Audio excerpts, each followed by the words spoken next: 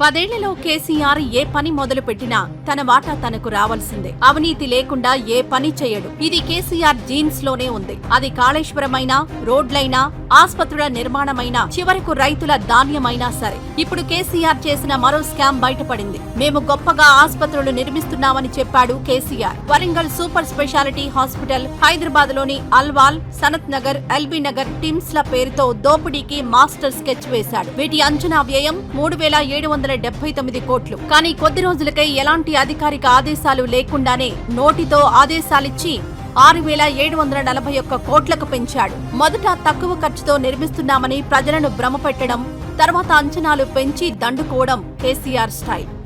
ఇందులో కూడా ఇదే చేశాడు. కాంగ్రెస్ ప్రభుత్వం వచ్చిన తర్వాత సీఎం రేవంత్ రెడ్డి ఈ పెంపు చూసి షాక్ అయ్యారు. అధికారిక ఆదేశాలు లేకుండా ఎలా అంచనా వ్యయం పెంచుతారని అధికారులను నిలదీశారు. కేసీఆర్ చెప్పాడు, తాము చేశామన్నారు. ఎందుకంటే కాంట్రాక్టర్ల నుంచి కమిషన్లు దొబ్బేందుకు. ఆ వెంటనే విచారణ కమిటీ వేయగా అవినీతి కోసమే కేసీఆర్ పెంచాడని తేలింది. అన్ని ఆస్పత్రుల నిర్మాణాలు లెక్కలు తీయగా బీఆర్ఎస్ చేసిన గలీజ్ దందా బయటపడింది. రివ్యూ చేసిన సీఎం రేవంత్ రెడ్డి ఈ ఖర్చును 5,001 కోటికి తగ్గించారు. ప్రజా సొమ్మును 1,713 కోట్లు మిగిల్చారు. అంటే 4 ఆస్పత్రుల పేరుతో 1,713 కోట్ల సొమ్ము నొక్కేయాలనుకున్నాడు కేసీఆర్. కానీ ఆయన పాపం పండింది.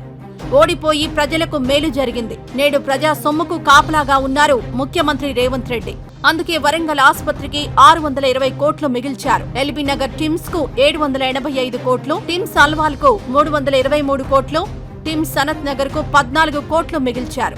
అడ్డగోలు పెంపుతో అడ్డగోలు దోపిడీకి అలవాటు పడ్డ కేసీఆర్ ఏ పని చేసినా సరే జనం సొమ్మును వేల కోట్లలో మింగాడు. అందుకే కల్వకుంట్ల ఫ్యామిలీ ఆస్తులు అదానీ, అంబానీల సరసకు చేరాయి. ప్రజా ప్రభుత్వం ప్రజల సొమ్మును జాగ్రత్తగా ఖర్చు పెడుతోంది. ఏకంగా 1,713 కోట్లు మిగిల్చి శభాష్ అనిపించుకుంది.